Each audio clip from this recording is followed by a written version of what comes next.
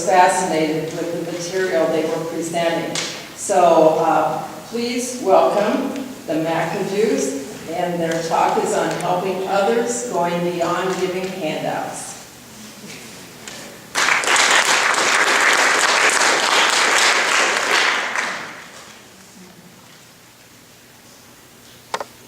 Hello, in prayer. God of boundless grace, your presence on our journey gives us the strength to do your work. We are thankful for your guidance in our conversation, our behavior, and our interactions with others. Keep us ever mindful of the responsibility you have bestowed and the privilege of assisting those in need. We ask this through your Son, our Lord, Jesus Christ. Amen. Well, thank you for having us come today. It's our honor to be here to talk to the Presbyterian women because the Presbyterian women are the ones who led the way in the Presbyterian Church in mission giving. And so we're very pleased to be here.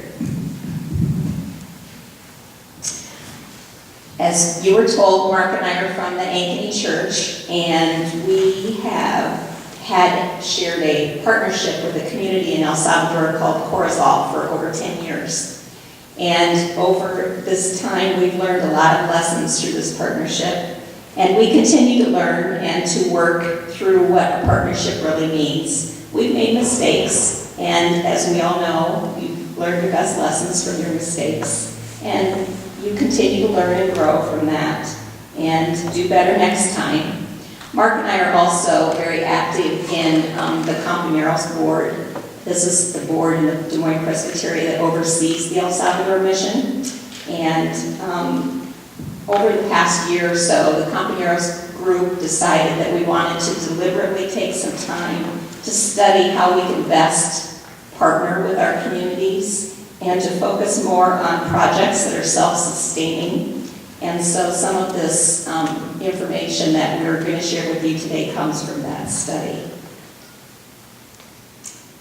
And these can apply to mission projects of all kinds. It doesn't have to be a partnership with a developing country. Also, some of the same information comes from Toxic Charity, which is a book that was recommended reading for everyone, and it is a very good book. I do recommend that. We want to be the heart and the hands and the feet of Jesus. We want to help for the right reasons, with the right attitudes, and with the right ways. We don't have all the answers, but we do hope that this begins a discussion on effective helping. We do good works, or what we see as good works. We donate to food pantry, adopt a family at Christmas, we go on mission trips, paint a shabby house with our youth group. What is it that motivates us to do these service activities? They make us feel good about ourselves. We like to be productive. We want to teach our youth to do something good for someone in need, to set a good example. We want to support our church's organized activities. And most of all, we want to answer God's command to us to love one another. Often we miss the big picture because we view aid through the narrow lens of the needs of our organization or church, focusing on what will benefit our team the most and neglecting the best interests of those we would serve. The youth group raking leaves for the elderly lady who really doesn't need her leaves for age, but doesn't want to turn down the youth to maybe get a donation towards a trip in the summertime, but she could really use some help moving some boxes out of the attic, things like that, to serve the needs, not to create the service, and hope to fill that. There are some distinct levels of interventions that we can take to be helpful, but the proper intervention needs to be applied in a proper context. And so we're going to take a look at each of these. The first one is relief. Relief is what we need in that situation is immediate temporary aid after a crisis. And examples of this would be there's been a house fire. It might be that there's been an earthquake, or a flood, or a tornado, or even war. But there is a crisis that happens and they need things immediately. This should only be considered in the short term. And This is the only time that resources should be coming from the outside. So think of relief as crisis. We're reacting to the needs and we're attempting to fix them. This is the rare situation where you would do to or for others. That's what's needed and appropriate. Over time, what happens when we continue to apply relief is that it creates a dependency in those that are receiving it, and it creates exhaustion in those who are giving it. The next stage of intervention is the rehabilitation stage, the recovery process to restore people and their communities after a loss. It begins when the immediate crisis is over.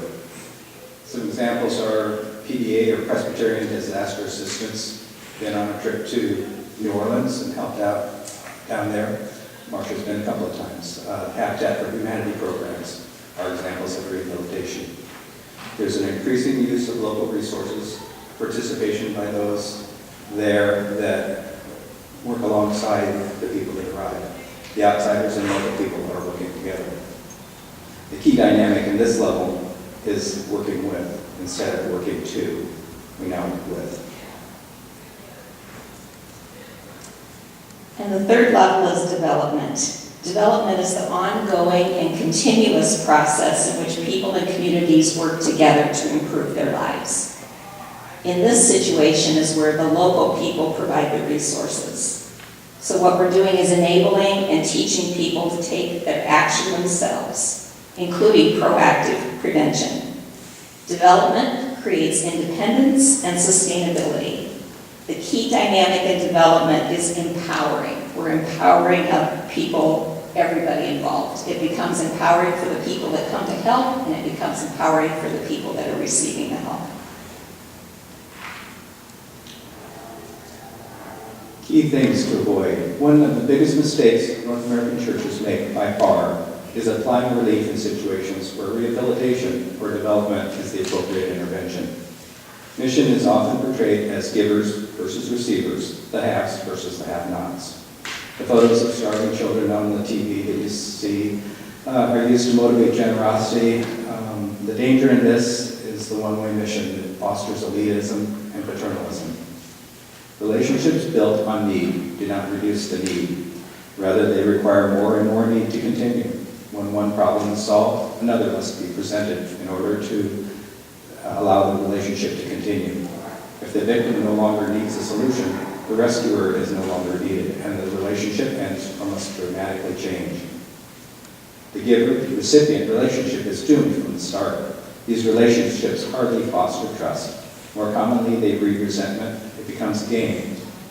The recipient must figure out the rules of the game and what kind of appeals are most likely to secure the maximum benefit, to determine the giver's values, and above all, sound sincere. Ministry to the poor makes the poor the object of charity rather than the subject of grace and justice. It diminishes their God-given gifts. Placing the focus is what's most important on what is, to place that focus on what is missing instead of what their assets are and what they have. Ministry with, on the other hand, involves solidarity and friendship, moves beyond charity to justice, a much more complex concept requiring a more engaged relationship. One of our favorite Bible verses comes from Micah. The words of the prophet Micah say, "And what does the Lord require of you? To act justly, to love mercy, and to walk humbly with your God." Acting justly. Justice is fairness and reasonableness, especially in the way that people are treated or decisions are made. Love mercy. Mercy is compassion, kindness, or forgiveness shown especially to someone over whom a person has power. Twinned together, these commands lead us to holistic involvement. Divorced, they become deformed. Mercy without justice degenerates into dependency and entitlement, preserving the power of the giver over the recipient. Justice without mercy is cold and impersonal.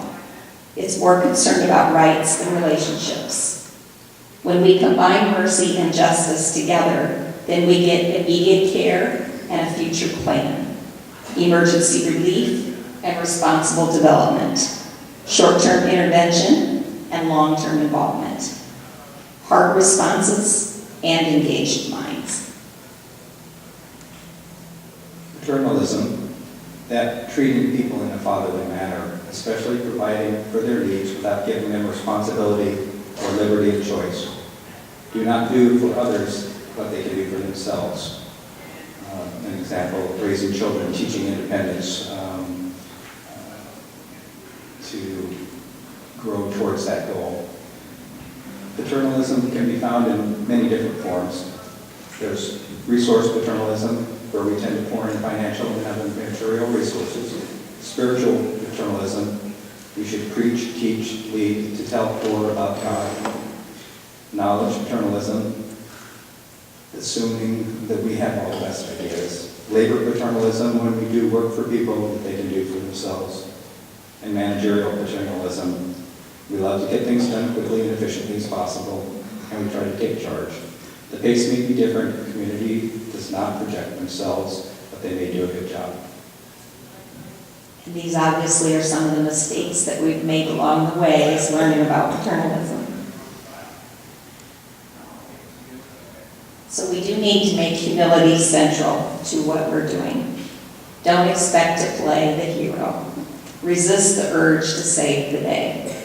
This creates that inferior-superior dynamic.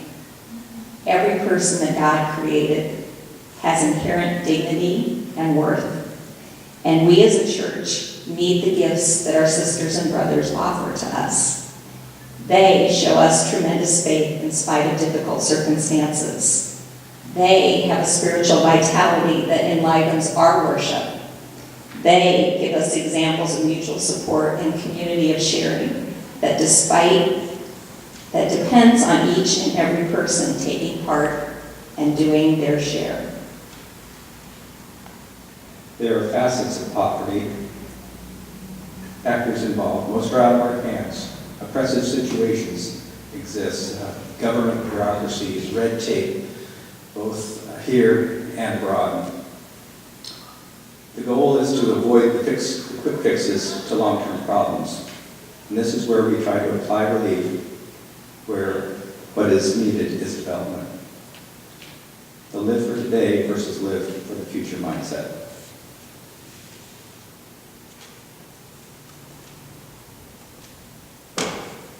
The Zambian-born economist Dambisa Moyo writes in her book, Dead Aid, that in spite of the $1 trillion in charitable aid that has flown into Africa over the past 50 years, the funds have not produced the desired effects. Productivity's declined, corruption has increased, there is perpetual violence. And although she is primarily speaking in regard to government policies, her message is clear to non-governmental organizations and religious organizations like ours. So this is her recommendations. Don't subsidize poverty, reinforce productive work, create producers, not beggars, and invest in self-sufficiency. In real estate, my vocation, it's location, location, location. In mission, it's listen, listen, listen. We must listen to those whom we are trying to help, what they really need and what they really want. Maybe something very different from what we have in mind to offer. And listening to one another and praying for one another begins a relationship. Be a learner rather than posing as a teacher. When we listen and begin to understand one another, trusting one another can begin. Trust is the foundation of all human relationships. Trust is also the essence of faith. We Christians believe in God we cannot see. Trusting one another is the foundation upon which community flourishes. And trust is one of our most elusive things that we seek. So where do we start? We have to start in the right place when we're problem solving. When we start from focusing on needs and problems, then that directs all of our energies towards the resources instead of towards the people. And then what happens is all the reliance is placed on the outside experts and outside resources. That also tends to lead to that survival mentality rather than community development. That also paralyzes the poor from taking initiative to improve their own community and furthers that hero or God complex of the economically wealthy, which is us. Instead, if we begin by identifying what are the assets that already exist, the individual's abilities, the community's resources, the organization's resources, then we're concentrating on the problem of the solving capacity of our residents, and that we're focusing on the people instead of on the resources. This stresses local determination, investment, creativity, and control. An asset-based approach doesn't remove the need for outside resources, but it does make them more effective. Community development, positive approach that looks for existing assets rather than deficits, viewing a glass half full rather than half empty. Remembering that our 3 stages of intervention are relief, rehabilitation, and development, and what is appropriate. From the book Toxic Charity, the principles that guide community development are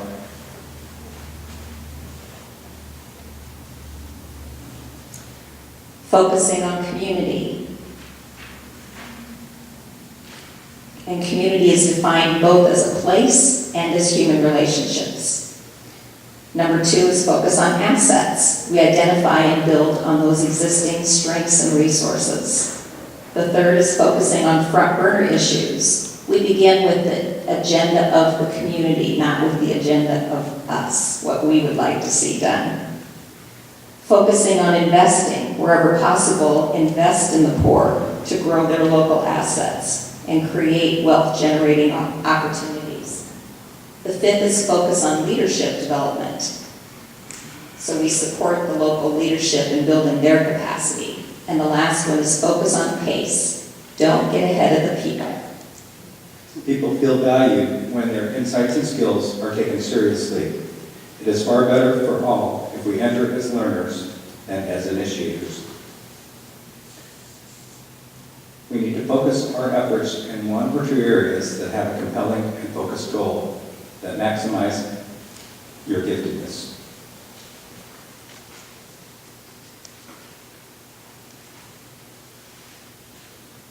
And one of the exciting things that we see happen in our community is developing the local leaders. This is where partnership projects really have lasting effects. Their organizational skills get developed. It enhances the responsibilities of the people in the community. It improves their communication skills with one another. It creates a greater willingness to give leadership roles to women, which is exciting to see. And leadership skills are carried over into other areas that benefit the whole community as well. Another benefit of well-planned projects, they generate an enhanced participation from both sides of the partnership.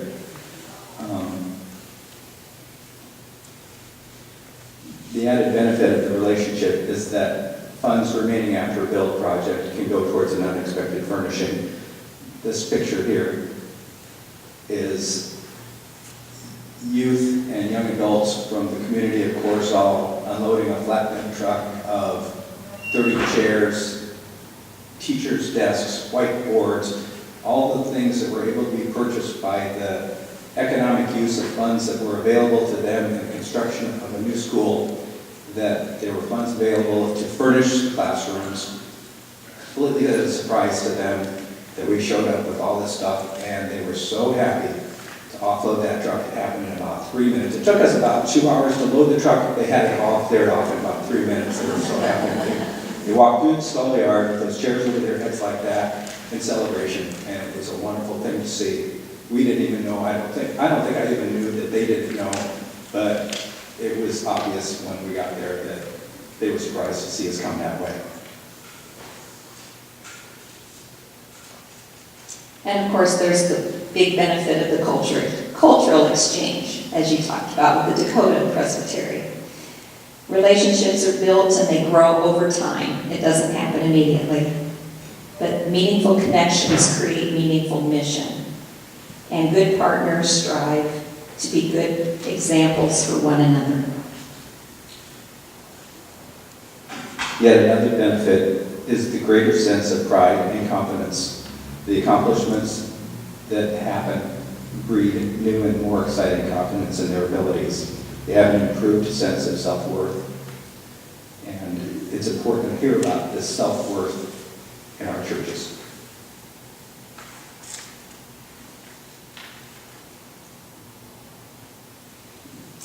Warren Buffett's a well-known investment man. He's also an admirable philanthropist.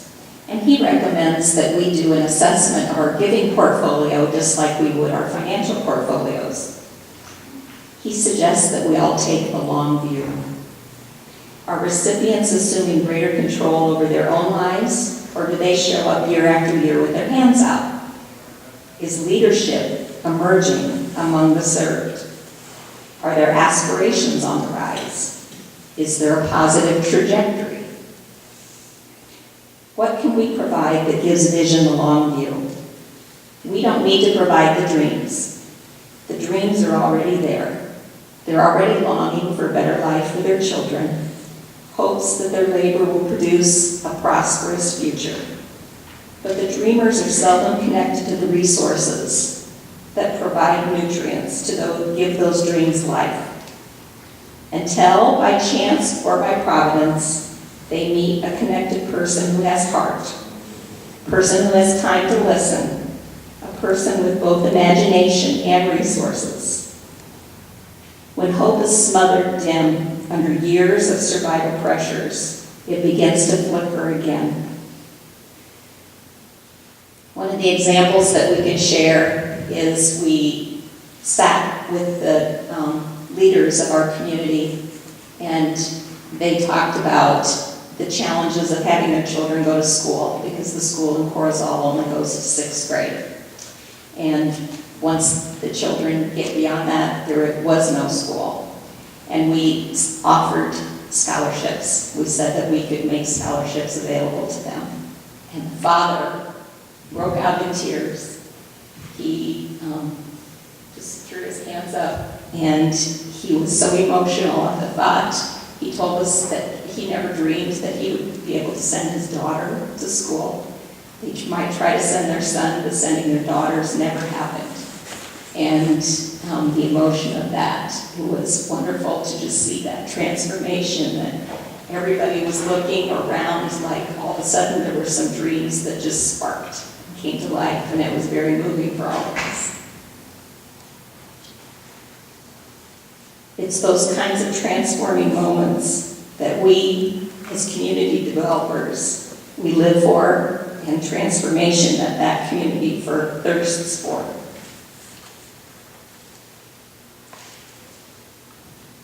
We had more families offering scholarships in our church than we had students, and we let them know that there are people in Ankeny that are disappointed that we don't have more kids down here that are able to go to school. And there are more kids that are able to go to school with support. And so we encourage them to grow that program. Toxic charity references 6 concepts or rules for service, and it's called the oath. It includes never do for the poor what they have or could have the capacity to do for themselves. Limit one-way giving to emergency situations. Strive to empower the poor through employment, lending, and investing, using grants sparingly to reinforce achievements. Subordinate self-interest to the needs of those being served. Listen closely to those you seek to help. Listen, especially to what is not being said. The unspoken feelings may contain essential clues to effective service. And above all, do no harm. Building relationships takes time and effort, but the rewards are tremendous. This is how we truly help others, and the results are revitalizing to the church as well.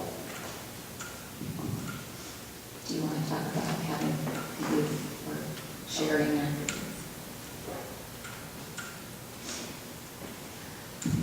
It's also important that churches, when your groups participate in mission projects, that you share about them and share to the whole church, because that provides a spark for everyone that wants to involve, that wants to do more.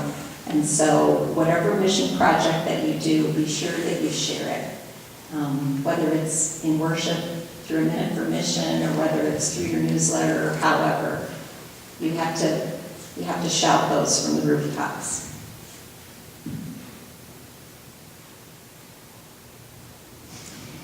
If you really want to help someone, you need to envision them in a more favorable light than they can see. See them at their best, even if they can't show it to you. Help them to access their own strength, to reach their full potential. Challenge them to own up to who they really are, to feel the joy of personal empowerment and self-confidence. In everything you do for another, do it with this vision of them planted firmly in your mind's eye. And as you continue reaching out to help others, we hope you'll keep in mind the difference between helping and enabling. Always remember to look at your intentions, your motives, your actions, and your outcomes. If you find that you need to make some changes, let your hope and faith, not your guilt and your fears, guide your way. Thank you.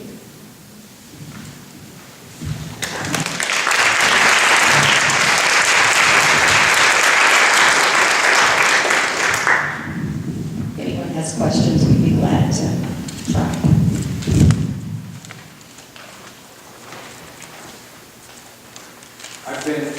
I've been to El Salvador about 4 times. Marcia's been maybe 10, and we've taken people from 15 years old and maybe a year younger to 80. Maybe is here today. Well, it was Emily's Emily, husband. yeah. Emily. Emily's husband was the 80-year-old. Okay. And so it's not, anybody can go. And if you want to go, there's ways to get you there. It's been a wonderful, enlightening mission for my guy who married into it. When we first met, it was like, I'm going to have to get a passport, aren't I? And she said, well, if you want to come with me, yeah. It's been a good and wonderful trip. And I'm looking forward to continue. After reading Constant Charity and learning business, it changed the way you do things local mission-wise. And a lot of organizations are I struggle with how you reconcile that. Right. And I think that's the first step. I think, it's a whole different way of looking at mission, because we do so many, it's easy to just give to the food pantry and then walk away.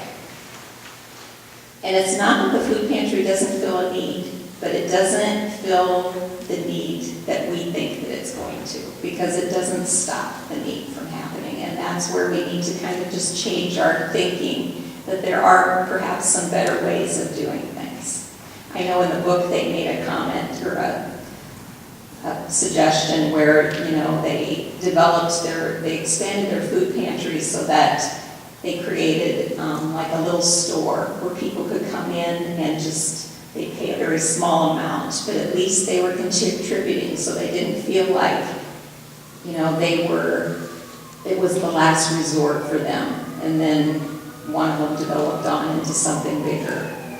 So, yeah, I think, and that's where we start. We just have to start thinking in a different way.